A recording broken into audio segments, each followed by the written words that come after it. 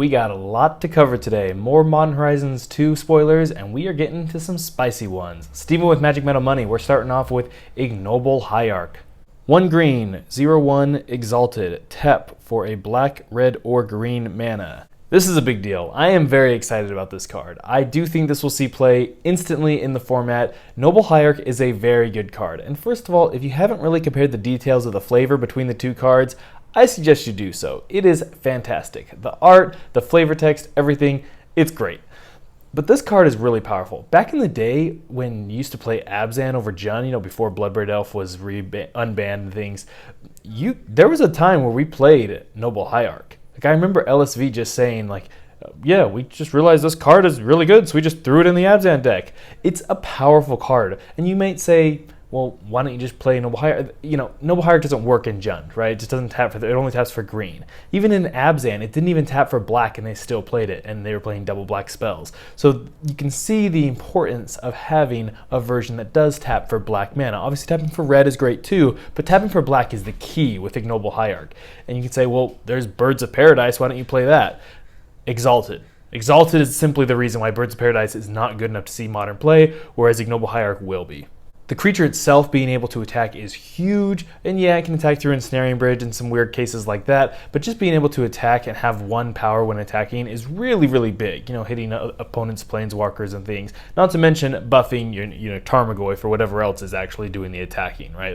You don't play Ignoble Hierarch so it can attack itself as a 1-power attacker. You play it so you can get a mana ramp and then still get a power pump for other cards. And people are excited to see this in black and green Infect. Yeah, I could see that, right? The thing was with green Infect, or with black Infect, you now get to use discard spells instead of counter magic when you're doing blue creatures, green-blue Infect, but I think that'll be good. That'll be strong, right? Because with poison creatures, or Infect creatures, you're effectively getting a 2-pump power with the Exalted trigger, which is huge. But back to Abzan and the Rock, that's what I'm excited for. Being able to play Liliana on turn 2 is really, really, really strong. I mean, that's just nonsense. And then also double spelling as well. Being able to play your discard spell and your Goyf on turn 2 is fantastic. Your plan was to play a discard spell on turn 1 and a Goyf on turn 2. That's the plan of Jund.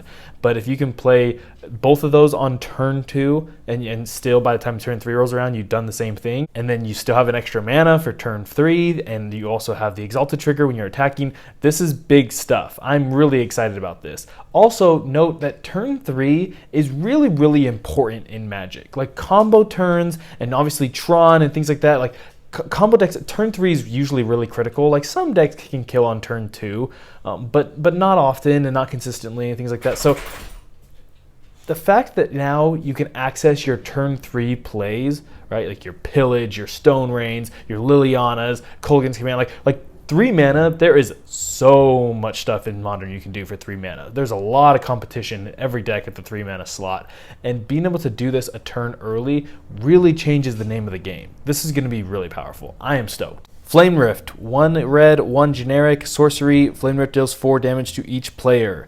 This is an absolute boon for a burn deck. I think this is a great card for the format. And I think it's always healthy to have burn, keeping decks honest and keeping them in check. And being able to do 4 damage is a lot more than 3. That is a big, big deal. And now that you're going to have 4 spells. Before, it was man, if they have Boros Charm, I'm dead. But if they have any other 2 spells, I win.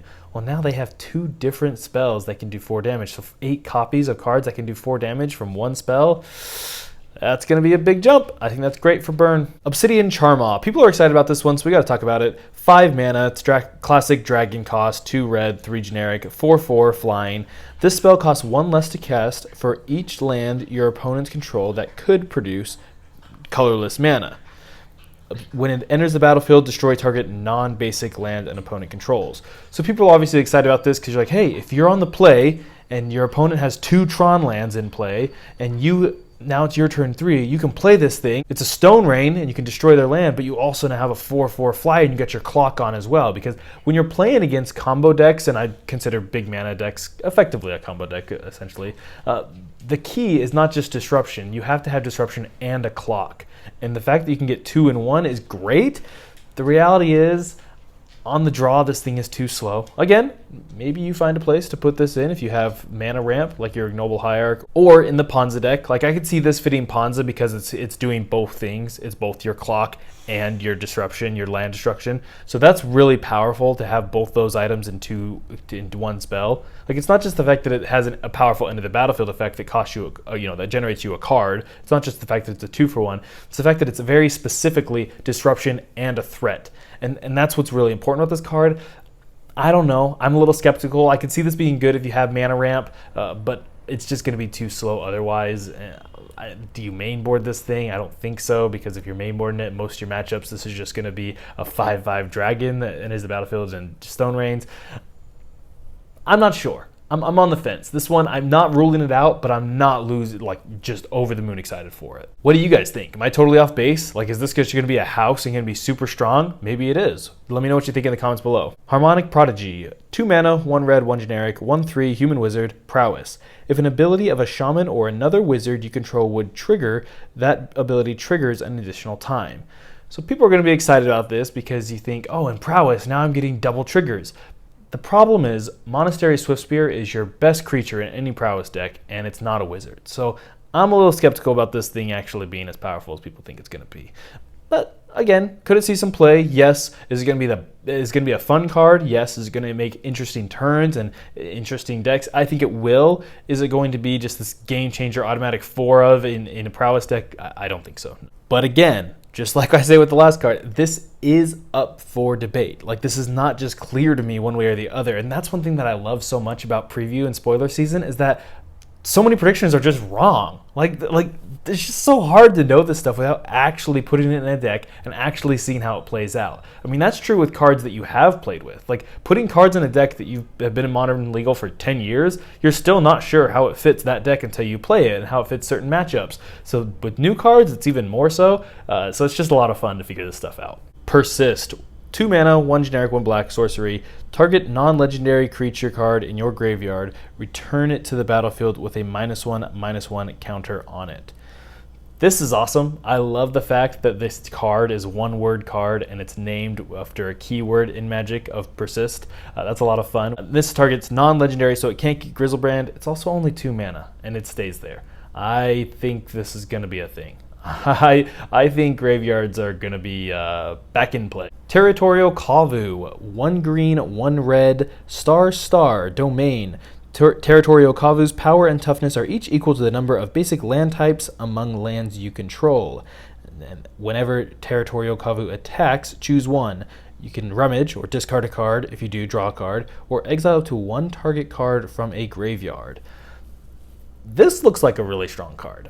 At first when I saw this, I was like, so what? It's like a 3/3? No, this thing's going to be a 4/4 or 5/5. You put this thing in a 4 or 5 color deck. You don't just throw this thing in like a 3 color Naya Zoo deck. And then you'd have a 3/3 with an attack trigger. Like, you get 3/3s for 1 mana in Naya Zoo, right? With Wild Nikotl, and that doesn't see any play. So I do think this is going to be really strong in the right deck. It has some interesting opportunity cost in that you do need to have 4 or 5 colors, and there's going to be lots of shock lands, so you're going to be damaging yourself. So maybe because you're going to be naturally using all these shock lands, you decide to do some type of Death Shadow deck. That could be really strong. Also, obviously, Tribal Flames is going to be a great card in this type of deck, so you're going to go up to 5 colors, so you can burn your opponent out with Tribal Flames. The fact that this attack trigger lets you rummage and not flood is really, really strong. And yeah, the incidental graveyard hate is great, but being able to make sure that you don't flood and you can continue having, restock, say, hey, I got my 3 lands in play, maybe 4 lands. I don't want any more lands after that. I just want threats. I think this looks strong. I think this is going to see play in aggro creature zoo decks. Ragavan, Nimble Pilferer. So this is a fun card, a fun legendary creature, a little monkey from Ixalan. It was attached to another card, and you'd get a token of it when you'd attack. I can't remember the name of that card right now. But anyway, it's a 1 red, 2/1. Whenever it deals combat damage to a player, create a treasure token, which is like a lotus petal. It sacks for 1 mana of any color, and exile the top card of that player's library. Until end of turn, you may cast that card. Well, you're getting a treasure token, so that you're getting mana to cast the card. So that's really powerful right away. And then it does have dash, which is where you pay 2 mana, you play it and it gets haste, and then you return it to your hand at the end step. when I first saw this card, I was like, wow, this is interesting. I'm not so sure. I just thought, like, is it better than, you know, Monastery Swiftspear or Goblin Guide? No, it's not better at getting them dead right away. But is it? Then I saw Kai Buddha, you know, give a little reflection on this card, and Kai Buddha is a little bit smarter when it comes to Magic than I am. I'll give him that. He has an edge on me, okay? He was like, what else do you want this to do for 1 mana? Like, what else do you want a 1 mana card to do? Something that just kills your opponent, gives you mana back, which allows you to double spell and gain major tempo, and sometimes even get you a card? Like, that is really, really strong. So yeah, it doesn't have haste, but it's a 2 power, and it doesn't have any drawbacks. Like, again, this one is going to be awesome to see in play, and it's going to make fun, interesting gameplay. Will it be top tier? Is it better than Goblin Guide in the burn deck? Maybe not, but is it going to be powerful? Is it going to be something different? Is it going to be something fresh? Yes, and I think that's going to be a lot of fun. Solitude, the next one of the grief cycle, as we're calling it. 3 white, 3/2 flash lifelink. When it enters the battlefield, you get a Swords to Plowshare. So you exile up to 1 other target creature. That creature's controller gains life equal to its power. And then evoke, exile a white card from your hand. Swords to Plowshare is an incredibly powerful card. It's too strong for Modern. I want it to keep that way. I don't think we need Swords to Plowshares in Modern. But that effect is really, really powerful. And being able to do it when you're 2-for-1ing yourself, I think this will see play. I do. Obviously, everyone's talking about the black-white Ephemerate deck and how good is the white one going to be. This is strong.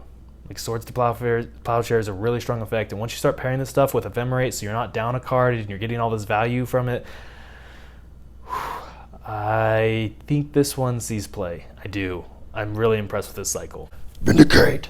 We got it. We predicted Vindicate. 3 mana, 1 white, 1 black, 1 generic sorcery. Destroy target permanent.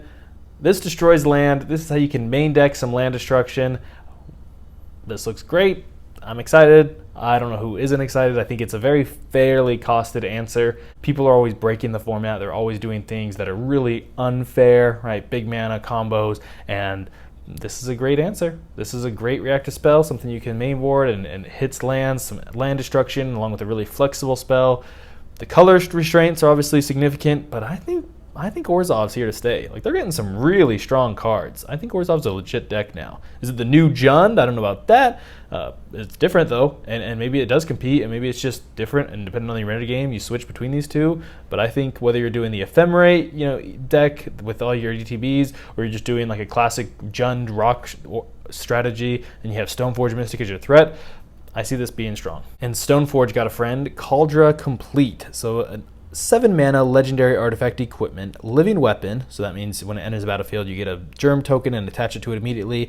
It's indestructible, and equipped creature gets +5/+5 and has first strike, trample, indestructible, haste. And whenever this creature deals combat damage to a creature, exile that creature. What are we supposed to do about this? Like, they dropped this thing on turn 3, and they're attacking immediately, and it has indestructible, and the creature has indestructible. What? Like, excuse me? This is crazy. Like, did I read this card correctly? This is nutso. And it's also really fun, because I remember playing with, like, Helm of Cauldra and Sword of Cauldra as a kid. You know, when equipment first came out, like, it was awesome. And so this is a great card for flavor and everything like that, and just the aura of Magic. But this card seems busted. Endurance, the green of the grief cycle. So we only have the red one left, right? So this is 1/2 green, 3/4 flash reach. When it enters the battlefield, up to 1 target player puts all cards from their graveyard onto the bottom of their library in a random order, and then, of course, evoke, exile a green card from your hand. Again, this looks awesome. Like, is this an automatic 3 or 4 of? No, because it's a graveyard hate, and you have to 2-for-1 yourself. And, you know, 3 mana for a 3/4 reach is not where you want to be for your threats, but it's not bad. Like, the fact this one's 3 mana, some of the other ones, you know, 5 mana, 4 mana. The fact that, hey, worst case scenario, I just play this thing, you know, when it's not great, like, the floor, I feel like on this one's a little bit higher. But being able to mainboard Graveyard Hate without extreme cost of deck building is really strong. And again, so it's like, oh, Graveyard's not really that relevant. Like, I'm playing against Tron, whatever. I have a threat at least. I can throw it out there for 3 mana. Flash is obviously really powerful. this is definitely going to see some play. Not going to be an automatic 4 of, but the fact that these spells are just so flexible is what makes this cycle so interesting to me. Damn, this card is good. Not going to go over any puns. Let's just get to it. Black sorcery, destroy target creature. A creature destroyed this way can't be regenerated. You may be thinking to yourself, okay, well, that's not that powerful. Like, yeah, it's a terminate, but it's at sorcery speed. Well, look at the overload. It's a Wrath of God. What a flexible card. Like, I don't think you put this card in your deck with the intention of casting the normal side as often. Like, I don't think you want to just pay black to destroy a creature and play it as a, I'll just say terminate and Wrath of God. That'll be easier. So I don't think you play this as a terminate and you don't put it in your deck as a terminate. I think you put it in your deck as a Wrath of God with the option to terminate, which is really, really powerful for the fact that on turn 2 you could do this instead of turn 4 to Wrath. Like, man, does that help you bridge the gap. Like, if you're in a control deck, obviously the color constraints are interesting. You know, you got to be Orzhov control or Esper control, but the fact that you can do this, like, have the flexibility with your board sweeper is really powerful, because sometimes board sweepers are just too slow. You just die. And the fact that you don't have to sit there and do nothing on your turn 2, like, or hold up counter magic when you're already behind on board, but instead you can answer the board, this is awesome. And it's so fun, like the flavor of everything, and the fact that it's a damnation and a Wrath of God. This is just awesome. Sanctifier and Vec, excited about this one. This looks really strong. White, 2/2, human cleric, pro black and pro red. When it enters the battlefield, exile all cards that are black or red from all graveyards. If a black or red permanent spell or card is not on the battlefield, will be put into a graveyard, exile it instead. Whoa. Again, main board graveyard hate is definitely going to be on the menu. Like, yeah, you can always theoretically main board your graveyard hate, but a lot of it's bad, right? Like, Rest in Peace is just, like, bad to put in your main board. You can't do that. But a 2/2 pro black, pro red, human, cleric, like, relevant creature types, you know, a relevant body, and it already, even if the graveyard isn't relevant, the fact that it can protect itself from a lot of removal, this looks really powerful. I see this being a very interesting metagame call card, and that's overall my overall vibe from Modern Horizons 2, is that a lot of these cards are not like 4 of automatic, but they're like, hey, these are strong cards that are kind of situational and gonna really depend, and it gives a lot of options to deck building, which is some of the best parts about Modern, is how customizable your deck is. And I'm a Jund player, and the joke is Jund players play the same 75 no matter what the metagame is, and that's not true. You know, like, you can if you want, but there's so much opportunity to change your decks around and to have different answers and to learn week to week, especially if you're in a tournament series. Like, if your local area has a tournament series and you gotta, you know, adjust your deck every week to try to do what's better and try to answer the top performing decks, most popular decks, like, how fun is that? And there's a lot of different cards that I feel you can do that with in Modern Horizons 2. I'm excited. Thank you so much for tuning in. If you're new here, go ahead and subscribe, and if you liked this video, share it with a friend. We'll see you next time.